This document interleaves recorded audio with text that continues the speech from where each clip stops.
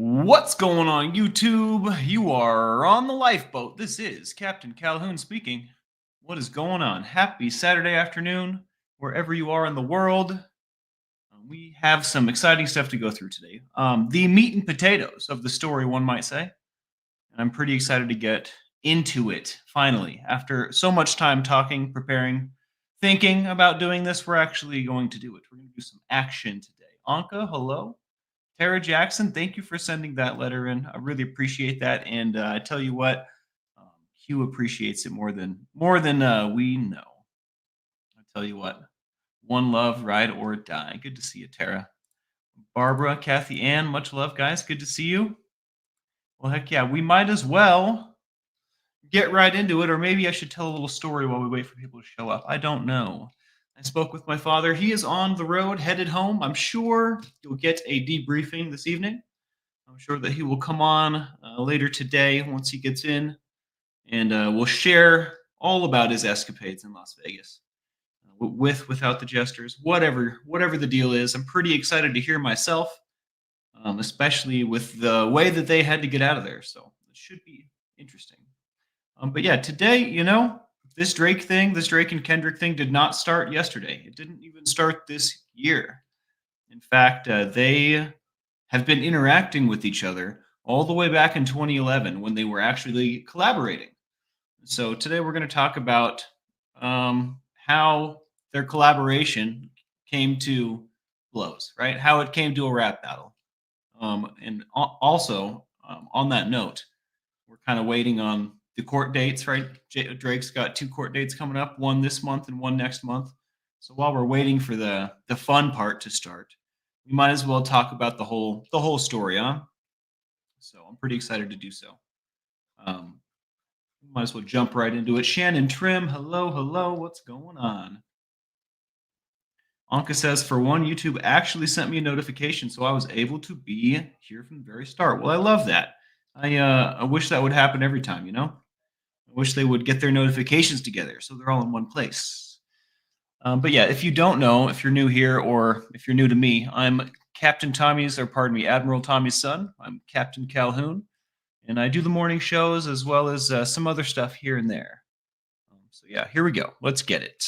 So back in 2011, Drake and Kendrick collaborated, right? This is many years ago. What is it, 2024?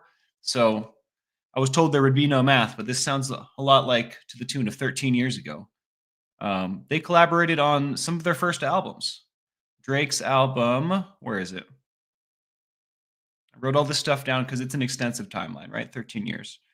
I believe it was called Thank Me Later, was his debut album, huh? And I believe they had a collaboration on that album. I don't know why it's not right in front of me. Give me just a sec. Yeah, no, pardon me. Take Care. Excuse me. So that was his follow-up to Thank Me Later, right? And Kendrick had just come off of Section 80, which these are 2 of their very, very early albums, right? Which I'm a huge fan of. But in this album, Drake had Kendrick Lamar, featured on Buried Alive Interlude, which he sounded great, right? Ego on 10 toes down. Just he sounded big. He sounded loud. He sounded proud. It's a good track, right? And he's even quoted to, obviously he's on Drake's song, like they're friends, right? This wasn't their relationship at the beginning, eh? So Drake would go on to co-sign Lamar in multiple situations over the years, as well as back vice versa. In 2012, so a year later, Drake invites Kendrick to open on his Club Paradise tour, which also saw the likes of A$AP Rocky opening for Drake. And I will say, we looked at an op list, Drake's alphabetized op list the other day, and A$AP Rocky's on it.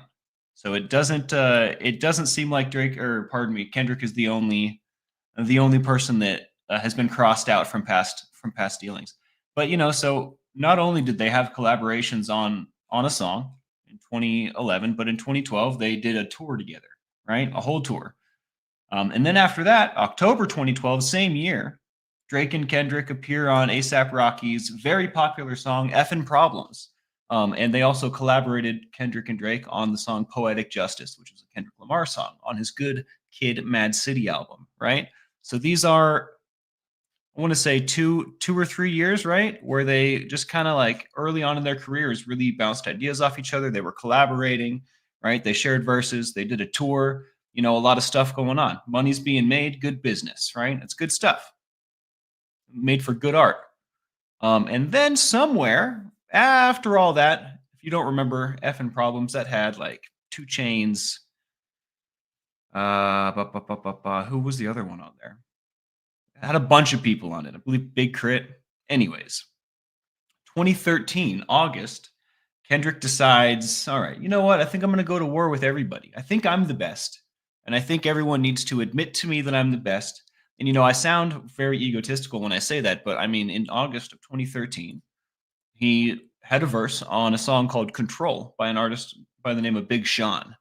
And this is a genre, this is a verse or a verse that echoed through the genre, right? Everybody heard this song. Everybody knows this verse. If you haven't heard the song, you know of the verse. Because in this verse, he basically says, I got love for you all, but I'm trying to murder you, right? What he's saying is, I love you guys, but I'm the best. I'm going to come in here and fight for it. I love you guys, but I'm trying to be the biggest, baddest, mofo around. So, trying to take your core fans, make sure your core fans never heard of you. They don't want to hear one more noun or verb from you. So I think that's, pretty powerful words, pretty sweet vibe to have, I think. And so definitely a difference, right? Definitely a juxtaposition from what he was doing a year earlier, right? Or 2 years earlier, getting buddy, palling around, deeming what's going on. Good to see you. Caitlin, hello. Yeah.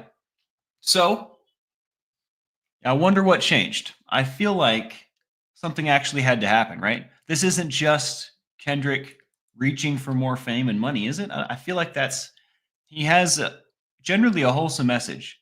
In fact, on a lot of songs that he has, I get a Tupac vibe. And Tupac's known for like Dear Mama, right? Tupac's known for a lot of stuff, but Tupac's known for really being able to articulate the struggle in a way that people can understand and relate with, right? And I definitely feel like Kendrick gets it, big picture, right? And he can also articulate that struggle.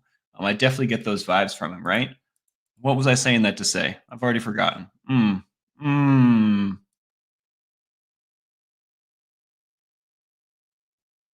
It'll come back to me.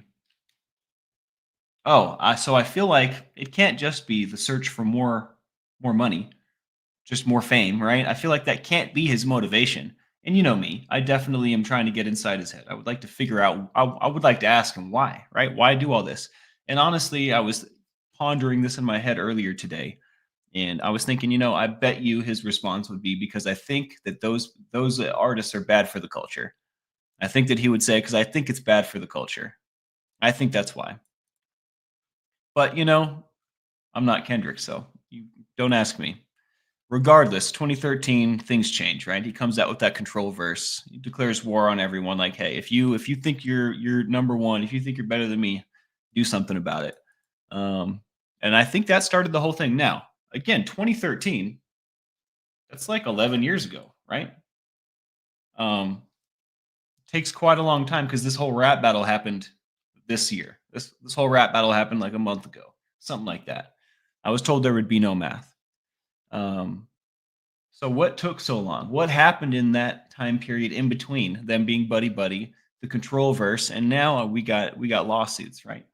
We got rap battles and real beef. Give me just a second. Made some more coffee for this. I was getting the yawns right before I hit the button. Can't be yawning on you. We got exciting things to talk about. Busting out of my shell, doing things I don't normally do. Like a second pot of coffee. Misal Smokes, good to see you. Kathy Ann says the Control verse was the definition of just business. I'd have to agree with you. And I mean, he definitely sounded like he was having fun doing it, but the message was definitely all business, right? Look, I love you guys, right? This ain't personal, but I'm going to come for your heads, right? It's nothing personal, but we're gonna have to step this thing up. Is Johnny in Vegas too? Asks Demon. You said earlier Tommy and Johnny are on the way home. I'm not entirely sure. My phone, in his phone, we have like bad service sometimes. So he'll be telling me something, he'll cut out, he won't come back, then he'll finally come back. So I don't really get the full story. I don't know if Johnny's out there with him. I think he is. I think so. I might be wrong. I guess the real way to tell would be to see if he's done any videos with a familiar backdrop in the past couple days, huh? That's probably a mission for after this vid. I'm curious now. You got me doubting myself. Monk Searcher, Monk, what's going on, dude? Good to see you, man. Wow, this is so hot. So hot. This coffee's very hot. And so what did happen between those years? What is that, 11 years? You think, why can't there be good-natured beef? Well, yeah, why can't we pal around? And I honestly think that this is a Kendrick thing. I think that, maybe if we did some more research on other rap battles, we would come to a different conclusion. But Kendrick is definitely the one that, in my mind, has been the aggressor, the instigator the whole time, right?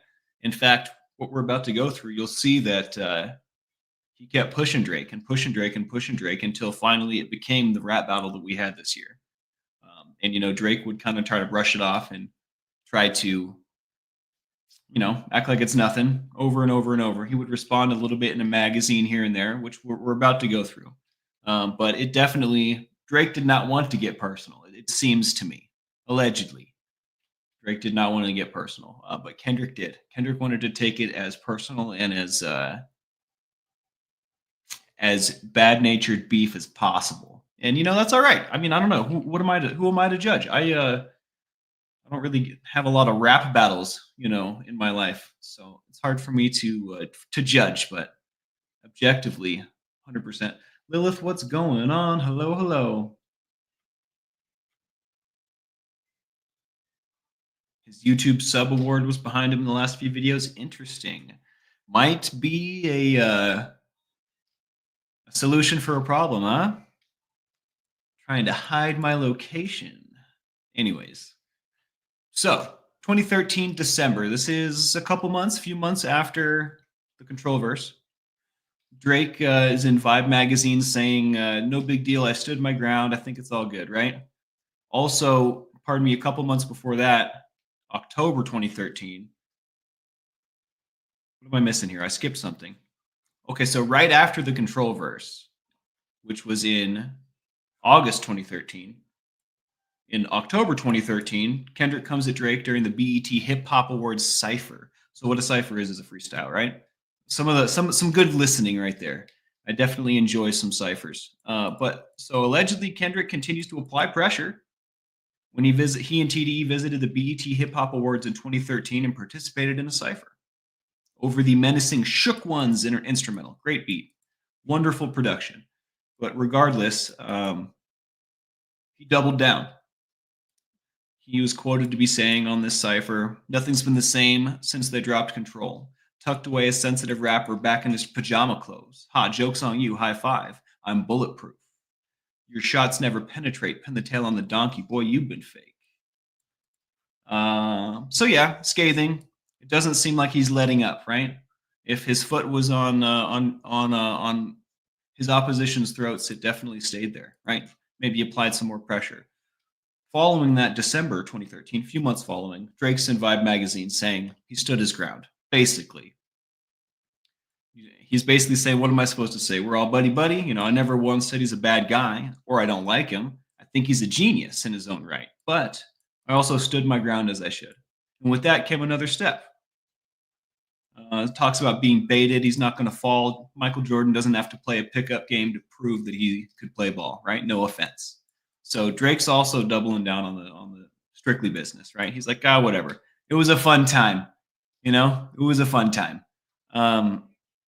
Also, December 2013. I don't know what month this album came out, but Drake came out with, I can't remember the name of the album, but it had the song on it, The Language. It's a good album. I remember what I was up to that year. But on the language, he responded a little bit with some of these lyrics, saying it's no big deal. What are we, buddy, buddy? But 2015, 2016, few years pass. Not a whole lot to write home about, right? Subtle shots fired, nothing groundbreaking.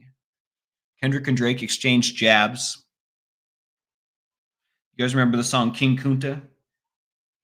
K. Dot was on that song, talking about Drizzy's ghostwriters, talking about just more stuff, more poking, more prodding, more pressure. Drake actually comes on the Game track to respond that year, saying, "I would have all your fans if I didn't go pop and I stayed on some conscious crap," which is interesting. Which is an interesting question, whether or not there's any truth to that. If Drake in first of all, pop is popular music, right? That's what that stands for. So don't you stand to have more fans?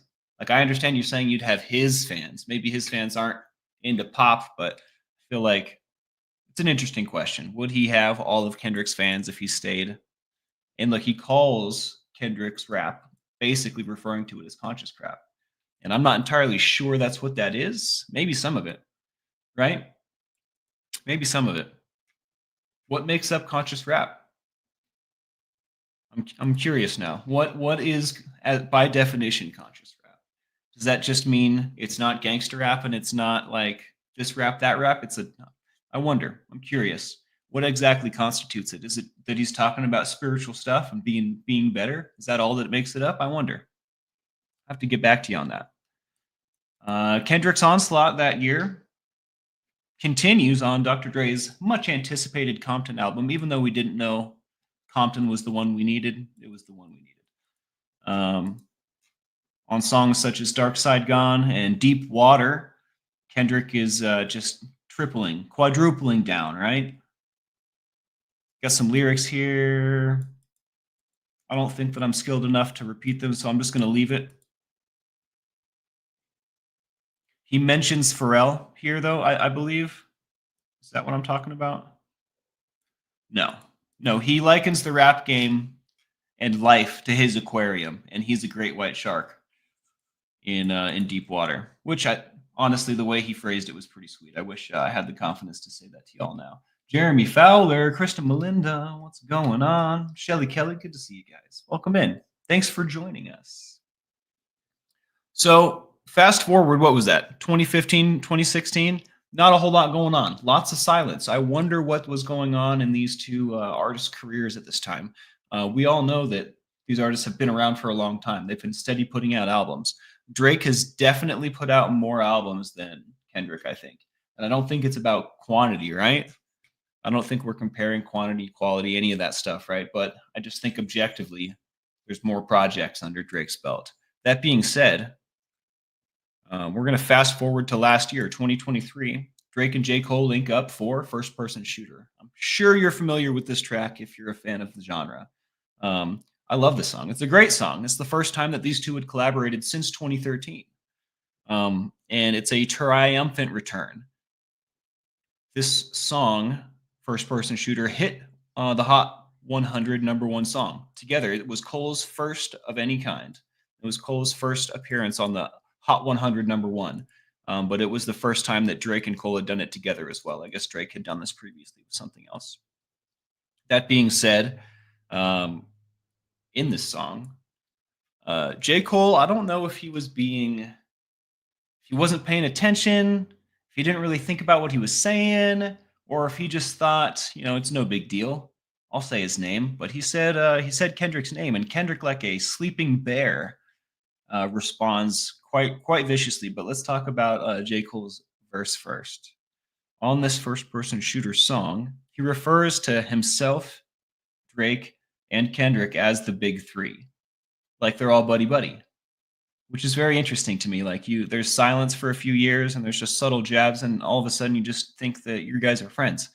Or maybe J. Cole was trying to extend a hand, like, hey, you don't have to be a jerk, I don't know. I don't know what drives this guy, right? But he says, love when they argue the hardest MC. Is it K. Dot? Is it Aubrey? Is it me? We the big three, like we started a league, but right now I feel like Muhammad Ali. I don't think that Kendrick liked that. The fact that he was made out to be equals of these two people, that he was made out to not be number one, that his name was even mentioned by this guy. I don't know exactly what about it bothered him, but it obviously didn't sit well with Kendrick, because he later goes on March 22nd, 2024, right? That's not too long ago. Full attack mode on Future and Metro Boomins like that. Wonderful. Wonderful, wonderful, wonderful.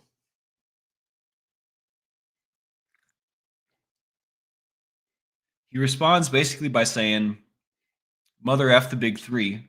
Nah, it's just big me." And he did it to the rhyme scheme of what Drake's song. So now he's getting really artsy with it, right? Now he's really all right. He's feeling the takeoff right here, and I think that started the beef. We don't really need to get into all the beef, right?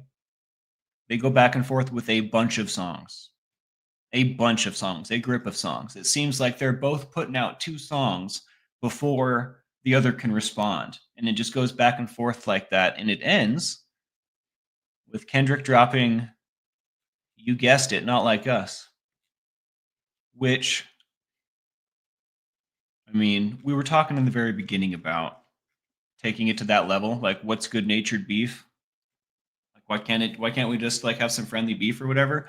I would be interested to look at some other rap battles that have happened historically, because there's a lot of them that are great listens, right?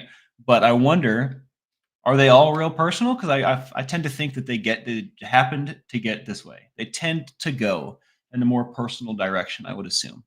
But we'll have to do some research. I think that that'll be a fun deep dive maybe we could do together. But I mean, have they ever been this personal? I feel like no. Again, I don't know, but it's been quite personal. And Drake attempts to respond to that one, right? But doesn't really go over very well. I skipped a lot of stuff about their actual battle, but I don't think that stuff's as important. It's over now. It's quite over now.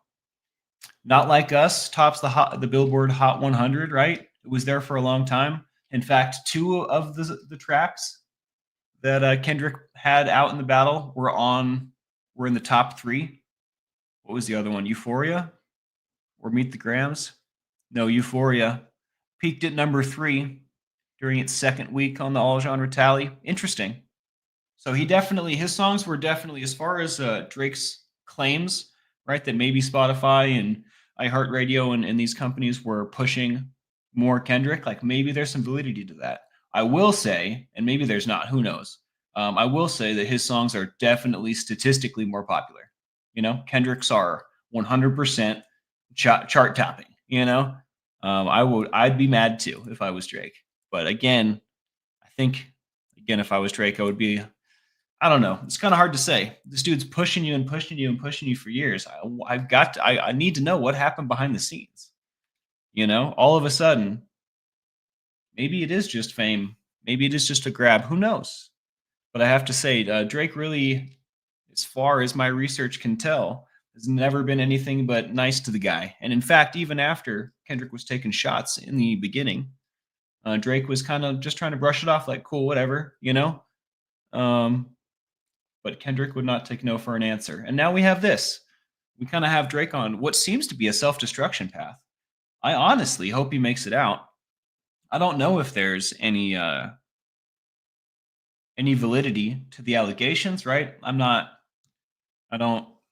That's above my pay grade, right?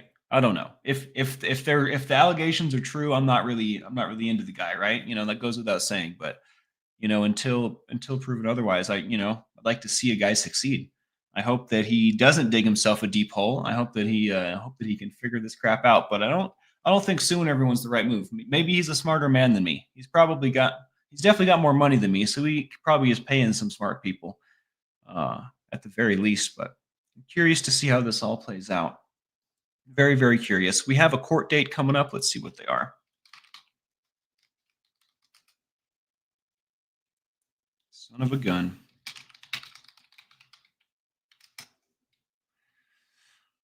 December 20th, so in about 6 days. And that's the one with, I believe, iHeartRadio and UMG. And then he's got another court date in New York, January 16th. And that's, I believe, pressing Spotify and UMG to preserve communications and documents that they might want to use in their future lawsuit. So that's what I have for you today, folks. What do you think about all that? Huh? Christian B, Arabian Bard, what's going on? Good to see you guys. What do you think about all that? Lori Abs. Yo. Lilith says, hate rap, hoping no black metal comes out to be in this BS. I 100% agree with that second part. I love rap, but I think I like black metal more. I don't know if you noticed my behemoth flag right here. I'm sure you did, though. Of course you did. I'm a huge fan. No, yeah, I highly doubt that. I don't think that the mainstream media wants to look at black metal at all. I don't think that they want to see us, so that's okay. Tell them look away, right? We're doing our thing over here. Tampa B man, Russ Allen, what's going on? They say ignorance is bliss. I guess I'd rather know though than not know. For real, black metal, keeping it clean, keeping it clean. Lol. LOL. Big LOL. What's going on, Russ? Good to see you, man. Tampa B. Tampa Bay. Well, heck yeah, guys. I got through that really quickly. I should have slowed that down a little, I think. What do you think about that? Nicola E., what's going on? Hell yeah. Hell yeah. Shelly Kelly. Just Joan. I must have really focused in there. I missed a whole lot. Puka Vista says 5 hours ago he was in the room with the Trek shirt. Okay, so maybe he's at home then. I don't get the memos. You think I would?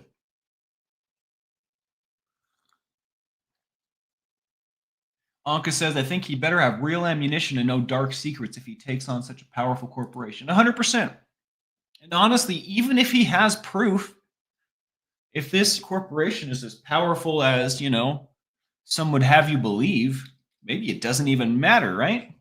Maybe they just destroy your whole world, right? Because they hold all the keys and they guard all the doors, right? Hypothetically, allegedly. I don't really know how far power extends, but in the movies, right, and in the word of mouth stories you hear, it extends boundlessly, right? Power can accomplish anything, allegedly. So I definitely wonder. I would be personally, I wouldn't take shots at someone bigger than me. I mean, I guess just to say that just because they're bigger than me, someone of that size, I would never do that. Not even like, especially, I'm in a good position. I've got money. I've got a great life, right? I've got more money than I know what to do with. All my boys live in my mansion, and apparently they're all pedophiles, allegedly, allegedly. But anyways, what I'm trying to say is that, I mean, he has a lot to lose, right? I would I wish I had all of those assets. You know what I mean? What we could do with that money is absolutely mind blowing. You know what I mean? What he does with that money is, I think, even more mind blowing in the opposite way, right? It's like, yo, you got all this money, and I mean, and I don't really know it. Haven't done a ton of research on like Drake and charities, right? I don't know what he does. What's the word? Altruistic? That's not what I'm trying to think of. I don't know what kind of philanthropy. There we go. I don't know what kind of philanthropy the guy's involved with, but hopefully, I don't know. Yeah, I don't know. Anyways, that being said, here's the deal. Here's the plan. Earlier today I said we're going to do 3 streams today. I'm already getting second thoughts about that. I would like to, but what if I just do 2 streams a day for a while, and that way we don't bite off more than we can chew, huh? So maybe no paint today. Maybe we'll paint tomorrow. Now that I've had half a cup of coffee, I feel like I didn't need it at all. I feel like I've had too much. Krushik, what's going on? Philanthropy equals tax write-off and public image. Right. I was trying to use it as a judge of character, or as a comparison of what a guy could do with all this money, right? But you're probably right. if he is involved in philanthropy, he's got so much money, it doesn't matter, right? He's probably making money on the deal, which is a sad thing. He should have just wrote a better song than Kendrick. Let's go. I wonder how many ghostwriters got fired on that. And I don't know if he's got ghostwriters or not. If he does, I don't really care. It doesn't bother me. Like, what's art, right? Art's subjective. Some people want to write it themselves. Some people want to dress up other people's words in the way in like their own style, right? Whatever. Who am I to judge your art? If I like how it sounds, that's what I'm when I go to when I come to the music table, all I'm trying to do is listen to something good. All I'm trying to do is listen to something that makes me feel something, right? That's it. What's going on, Kent?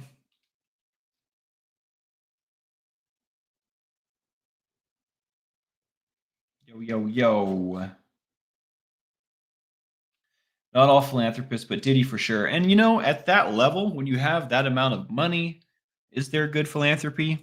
I mean, the philanthropy itself is creating good, right? If I'm giving money to a charity, I guess assuming the charity is worth its weight in salt, right? I'm assuming the charity is going to do what it says it's going to do, right? Then I'm helping. It's like a separate issue that I'm most likely making money on the deal by tax write-offs and whatnot. Okay, okay. Well, thanks for telling me, Crush. Or Kent, I don't know what you would prefer me to call you, but I get this a lot actually. I'll get to know someone in chat over a period of time, and eventually they'll tell me to call them by their real name. We've just hit that level. Getting corny in here, my bad. Krista Melinda says, apparently he gave away money to fans to health bills and stuff like that. He has a bunch of foundations bearing his name. Google is to be believed anyways. Deeming says, hey, Spanx, can you do a show about all these drones? Everyone's nervous. Well, everyone is me. I'm nervous. Possibly. I told my dad some information about that today, hoping that he would do one. I can give you a little bit of my take on it right now. How about that? Well, I don't know if it's my take. I'm going to share a theory that one of my wild and eccentric friends shared with me. So I don't know if this can be believed. Oh, I kind of need that microphone, don't I? I don't know if there's any merit to this. I have not done any research, but my friend is of the opinion that all these drones are a part of a. Can I say these things on YouTube? Man, I don't know. Let's play charades. You know those things that wave on the top of poles, especially sometimes they're at half mast. Okay, what about a fake one? Another word for fake, right? So we've got a fake thing that waves on a pole. Operation, right? So we've got one of them, right? So he thinks he thinks these drones are a part of one of those operations designed and orchestrated by our government to fake an alien invasion. Now, if my wildly eccentric friend is to be believed, we're not going to have any internet come Christmas. I don't know if that's an arbitrary date or if there's more to it. I didn't have time to ask him. But my wildly eccentric friend is of the opinion that what's another word for flag? I don't know. There's a fake something operation going on, and that they're gonna fake an alien invasion, and that we're gonna lose internet, and then they're gonna declare martial law or something. I don't necessarily buy that, but it is a very fun theory. It is very exciting to think about. Dr. Stephen Greer is fascinating. I'll give that a look here, Tampa. Let me write it down or I'll forget it. You know I will. Coffee in my way. Thank you. I've heard that name before. I wonder. Lilith, I thought this too. The drones are the fake alien invasion. And I was like, what a weak fake, right? That's super weak. Again, I'm not in New Jersey, right? So I'm not seeing these things, but I honestly don't think that I don't I feel like fear is necessary for this theory to work in the government's favor, right? This has to be a scary invasion for them to declare martial law, right? And I don't think that a lot of us are very scared of aliens. So that's my theory on my friend's theory. So I hope not. I hope you don't get banned. If you do, we'll see you back under another name with another face, I'm sure. It's my pleasure to meet you, by the way, Lilith. It's always fun to meet someone who's into metal. We're far and few between. We must band together.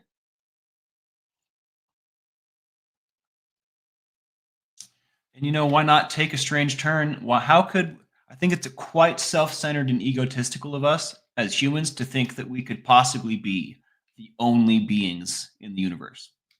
In the infinite universe, we're the only beings. I think that is pretty ridiculously self-centered and egotistical, right? I think that that's a statistical anomaly, a statistical improbability for us to be the only life forms. So maybe that's obviously there's animals on our planet, but what am I trying to say? Like conscious, like opposable thumb having, advanced civilizations.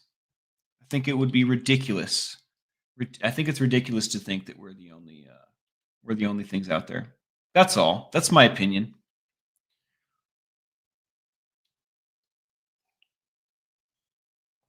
Yeah, I used to be a big fan of Ancient Aliens. Was it always on the History Channel? I definitely feel like it changed somewhere along the way. Nicholas says if aliens take over, they might do a better job. What? I mean, what if they've already taken over and we just don't know it, huh? Maybe they're already doing a poor job. I don't know if that theory holds any weight either. I'm just spitballing here.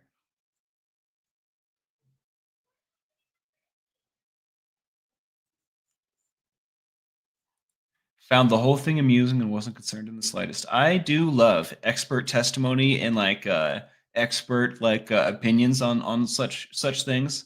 It always makes me laugh a little.